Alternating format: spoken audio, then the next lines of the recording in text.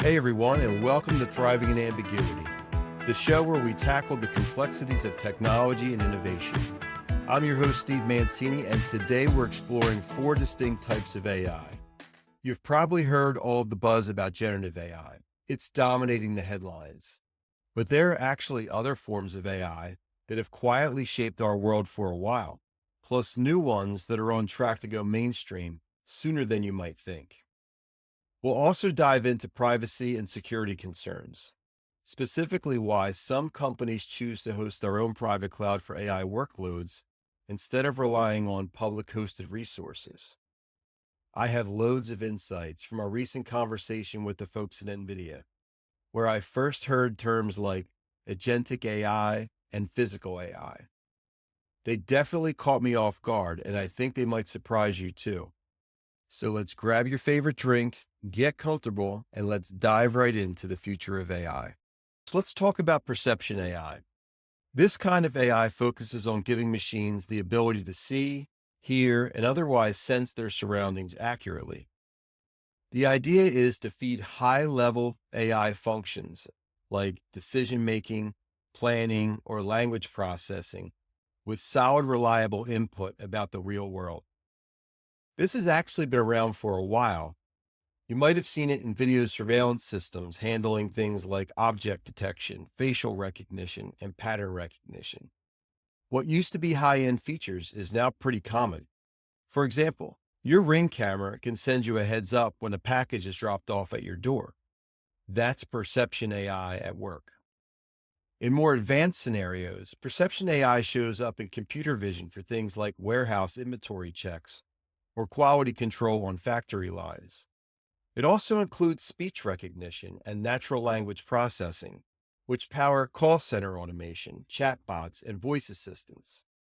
You might have noticed how robocalls are getting so convincing that you're not always sure if you're talking to a human or a machine. During my chat with Nvidia, they mentioned frameworks like Riva that help developers launch these perception-based solutions without getting stuck dealing with a ton of dependencies. Accurate perception is key because it's essentially the front end of any AI pipeline. If the system can't interpret inputs correctly, everything else downstream suffers. What used to be a closed box of perceptual data will increasingly feed into other forms of AI we'll be talking about, creating more powerful, integrated solutions. Now, let's turn to generative AI, which everyone seems to be talking about. At its core, generative AI focuses on creating new content. Think of text, images, audio, and even video, based on patterns learned from existing data. That's why you're seeing so many chatbots, large language models, and image generation tools popping up. Unlike perception AI, which classifies or analyzes information, generative AI actually produces brand new stuff, from photographs of text or artistic renderings. A major player here is Nvidia. You might think of them as just a hardware company that sells GPUs, but they're pretty sharp. They realized early on that making AI model creation easier would lead to selling more hardware, so they developed NIMs, pre-optimized containers and models that save developers from wrestling with thousands of open source dependencies. One Nvidia partner even said that they cut their chatbot development time from 2.5 weeks down to 16 minutes using NIMs, which is just crazy. We also talked about Nemo. Now, I'm not talking about the fish Nemo. I'm talking about Nvidia's toolkit for building and customizing large language models. Nemo has guardrails to prevent a model from generating problematic content, and retrieval augmented generation, sometimes called RAG, which lets the model pull from your internal company data instead of just using random internet sources. Put all of that together, and you get a domain-specific chatbot or generative AI solution that's secure and production ready. Whether you're building an internal knowledge base or a public-facing tool, these frameworks let you move quickly without the usual complexity. Next up is Agentic AI. This is a kind of AI that doesn't just answer your questions, but actually acts on them. Think of it as a multi-step reasoning plus workflow automation. all rolled into one. Instead of waiting for you to confirm every little step, an agentic system can grab data, make decisions, and carry out tasks on its own. Imagine a call center agent that not only chats with customers, but also updates the CRM, schedules follow-ups, and sends summary emails without any human interaction. You can even extend that concept further so it manages entire customer support queues, routes priority calls, and automatically gathers historical data as needed. If you're like me and you're into sci-fi, you may be saying, when can AI create Jarvis from Iron Man? And if you're thinking that, you're in the right ballpark. We're already seeing the building blocks come together, where perception AI can see and hear what's happening, generative AI can create relevant responses, and agentic AI can pull the trigger on actual actions. Everything from sending emails to controlling a robot. We're not quite ready for the full-fledged Jarvis in our daily lives, but that's the direction this is going. As these AI models improve in reasoning, planning, and using external tools, they'll handle more complex tasks with less oversight. In other words, perception plus generative plus agentic AI is where the real magic happens. The AI doesn't just analyze data, it interprets, decides, and takes the next steps, bringing us closer to that sci-fi future than we ever imagined.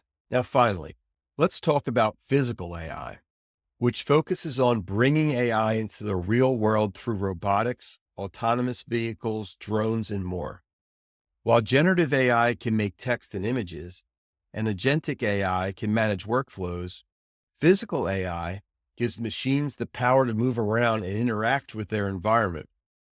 That means these systems need to process data in real time, so there's no room for lag. One thing you might have seen is warehouse robotics, where robots pick and pack items, navigate huge storage areas, and optimize shipping. They rely on computer vision to detect packages and avoid collisions with people or machines. Then there are those snack delivery bots rolling down sidewalks, or even robot waiters that deliver food to your table after you've ordered from a tablet. Of course, the future includes bigger tasks like self-driving vehicles that deliver groceries or handling major shipping routes.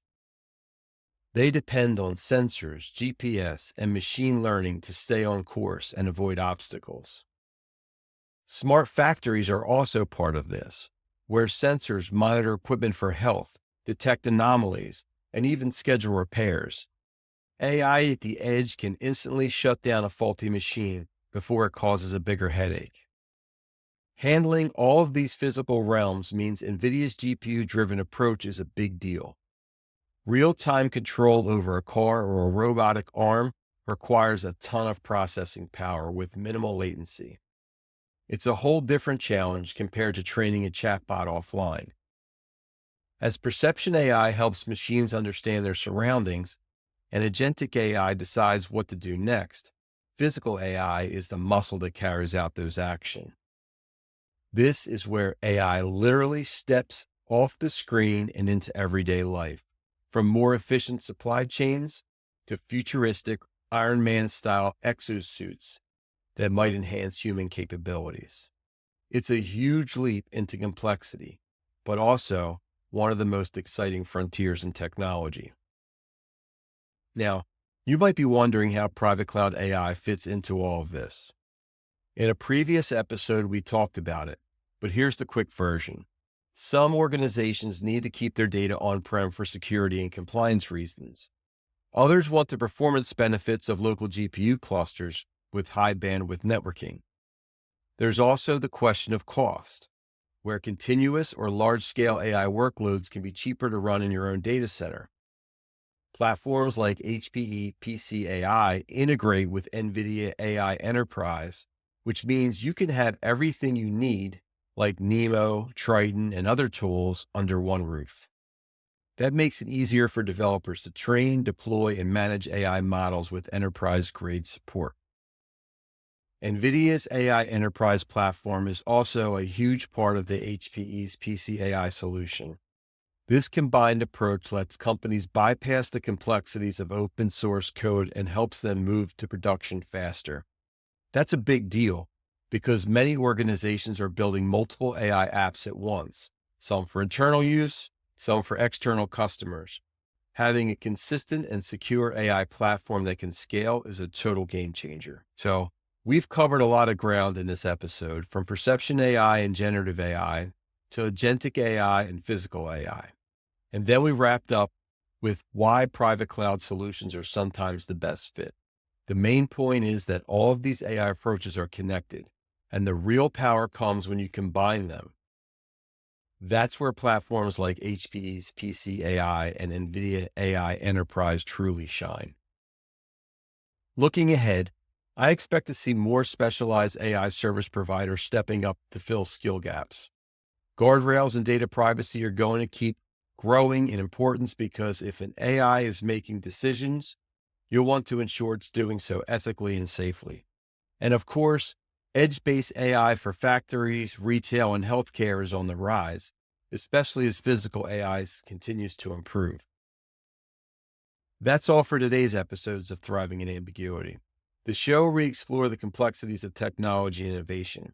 If you've enjoyed this deep dive, please subscribe and share it with friends and colleagues who might also find it useful.